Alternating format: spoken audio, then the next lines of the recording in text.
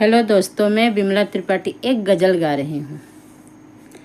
मतिया मरल से कौन सवतिया रतिया कहाँ बितवला ना। मतिया मरल से कौन सवतिया रतिया कहाँ बितवला ना। कि खिड़की खोल रहन सारी रतिया रतिया कहाँ बितवला ना।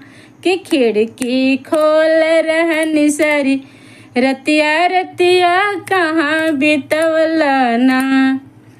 फूल हजारों को सेज लगायो, फूल हजारों को सेज लगायो। किसे जिया सुन रहल सारी रतिया रतिया कहाँ बितवला ना।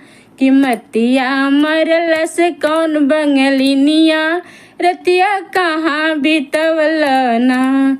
खिड़की खोल रहन सारी रतिया रतिया कहाँ बितवला ना। कि मतिया मरल से कौन सवतिया रतिया कहाँ बितवला ना।